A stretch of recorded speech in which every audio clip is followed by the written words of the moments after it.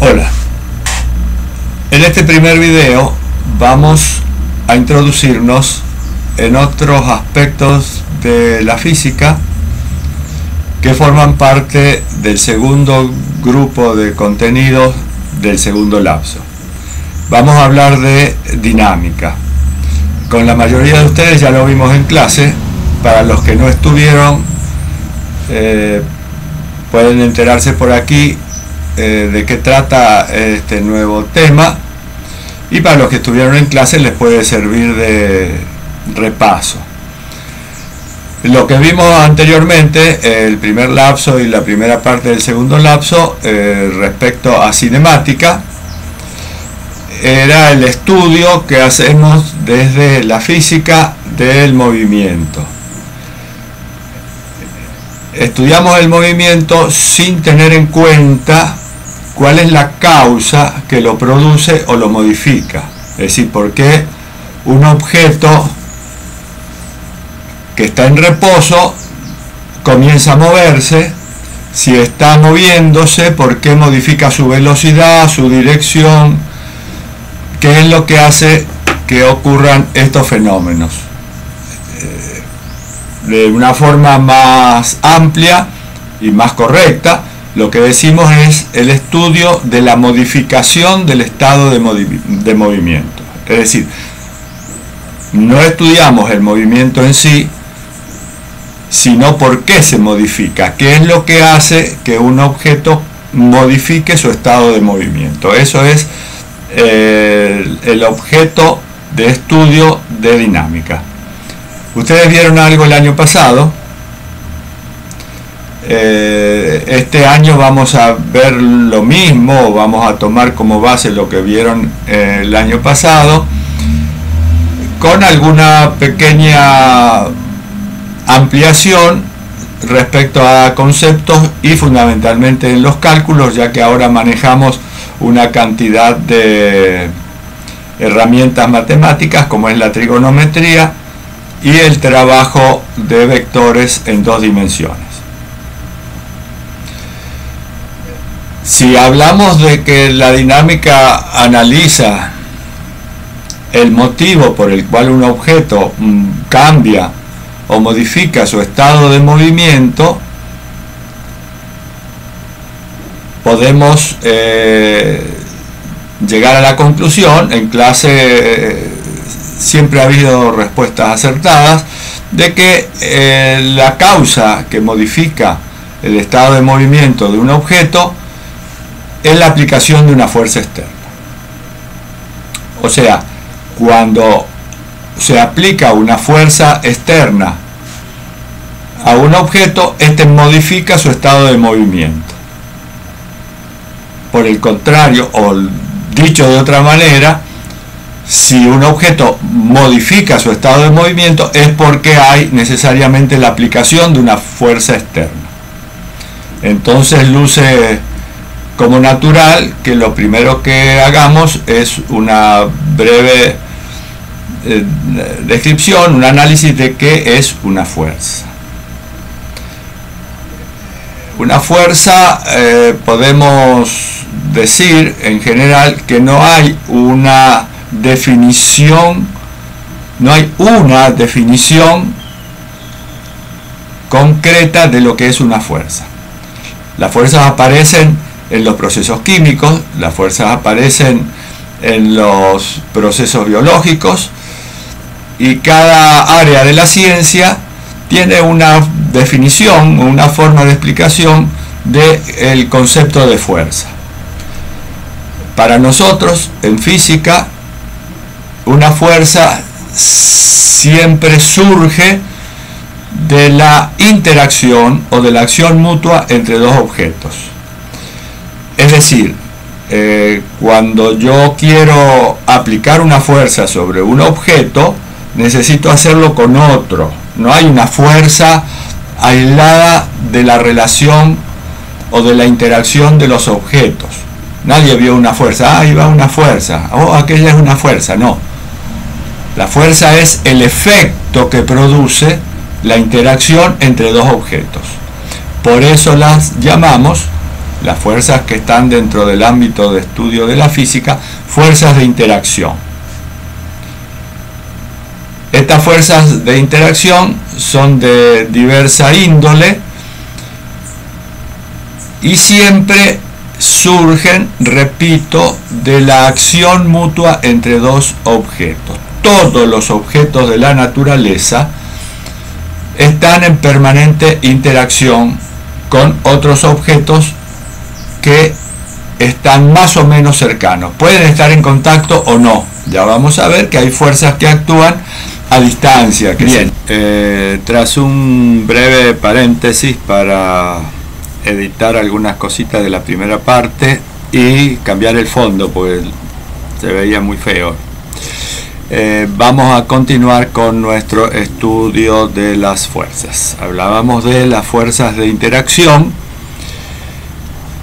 que ocurren entre la acción mutua entre objetos.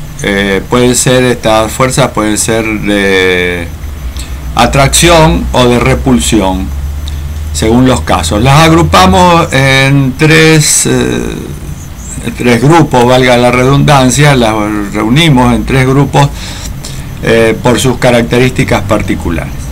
Las primeras son las fuerzas gravitatorias o gravitacionales, de las cuales vimos un caso muy particular cuando vimos caída libre, que es la fuerza de atracción gravitatoria de la Tierra sobre los objetos que están cercanos a su superficie. Respecto al término gravitatorio, gravitacional, hay cierta polémica, pero son sinónimos, los utilizamos como sinónimos. Hay quienes le dan una aplicabilidad distinta a cada uno de los términos según el ámbito, pero no vamos a entrar en esa polémica y utilizaremos fuerzas gravitatorias o gravitacionales como sinónimos. Las fuerzas gravitacionales surgen entre los objetos debido a una característica de ellos, que es la masa. Todo objeto físico tiene la característica de tener masa. La masa depende de su estado. Les voy a repetir algo que ya les he dicho alguna vez. Cuando hablamos de objetos físicos, hablamos en general de objetos sólidos, líquidos o gaseosos. Nosotros trabajamos específicamente en esta parte de física con objetos sólidos rígidos, por su simplicidad.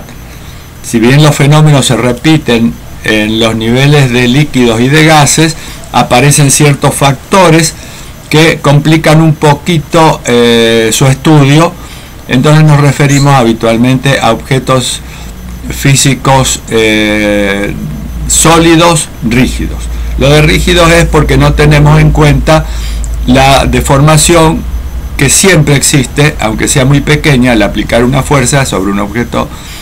Por más sólido que se nos presente, siempre hay una pequeña deformación que la podemos tener en cuenta o no. Cuando hablamos de objetos rígidos, en general es porque esa deformación es tan insignificante que la despreciamos. Entonces, las fuerzas gravitatorias o gravitacionales aparecen entre la interacción de los objetos debido a su masa. Siempre hay una atracción gravitatoria entre dos objetos que interactúan. Entre la calculadora y el marcador hay una interacción gravitatoria. Es una atracción, una fuerza de atracción que si bien es muy pequeña, depende de la cantidad de masa, es proporcional a la masa de los objetos, actúa a grandes distancias. En el caso de la fuerza de gravedad que analizamos en caída libre, la masa de la Tierra es tan grande respecto a los objetos, cualquiera sea, que están cerca de su superficie, que son atraídos caen, decimos nosotros, son atraídos hacia la superficie de la Tierra. En objetos pequeños esa fuerza no permite que los objetos sean atraídos en general. A pesar de ser muy pequeña, se puede medir. Hay un instrumento para medirla que se llama la balanza de Cavendish, que mide la atracción gravitatoria entre objetos muy pequeños como pequeñas esferas de metal. Pero la importancia de esta fuerza radica en que es la que mantiene el equilibrio del universo, conjuntamente con otra fuerza que es la fuerza centrífuga. Permite que los cuerpos celestes giren unos alrededor de otros, la Luna alrededor de la Tierra y otros planetas alrededor del Sol. Todos los soles que forman nuestra galaxia giran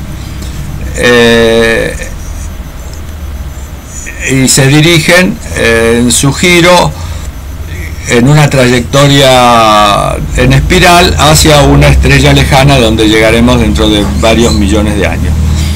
Todo ese equilibrio del universo se mantiene por la existencia de la fuerza gravitatoria que equilibra a la fuerza centrífuga. Si ustedes toman un objeto, lo amarran con una cabulla, lo hacen girar en el aire y de golpe sueltan la cabulla, el objeto sale disparado. Eso ocurriría si la atracción gravitatoria, representada en este jueguito que les digo por la cabulla, si la acción gravitatoria cesara, la Tierra saldría disparada hacia el infinito. La Luna saldría disparada hacia otro lado. Y si cesara el giro de un objeto celeste alrededor de otro, la atracción gravitatoria haría que ambos objetos colisionaran. La Luna sería atraída hacia la Tierra sería atraída hacia el Sol y sería, por lo menos decir, el fin del universo conocido, de cómo lo conocemos actualmente. Esa atracción gravitatoria ocurre también entre las partículas del átomo. Ustedes saben, el átomo es un núcleo con electrones girando a su alrededor. Ahí existen, además de las fuerzas eléctricas y las fuerzas centrífugas debido al giro, existe la atracción gravitatoria entre las micropartículas que conforman el átomo. A continuación yo les voy a poner algunas fotos para que tengan una idea.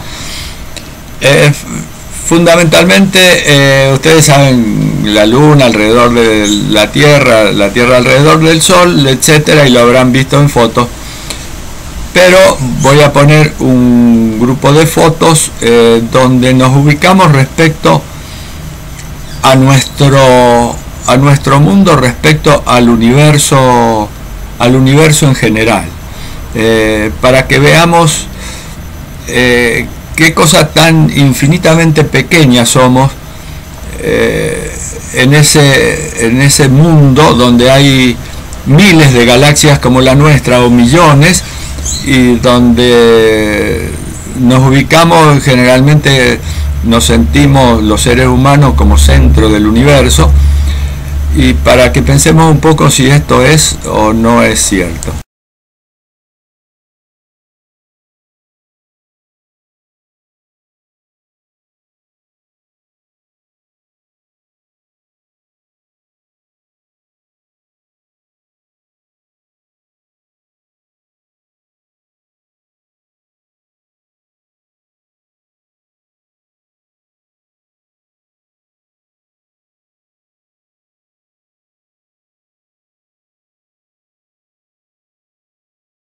Universo. Es para que nos vayamos ubicando respecto a nosotros dentro del cosmos. La última foto es el conocido esquema atómico del núcleo con los electrones girando alrededor. Vamos a seguir en un próximo video porque ya el tiempo de este ha sido un poco extenso Así que nos vemos en otra clase.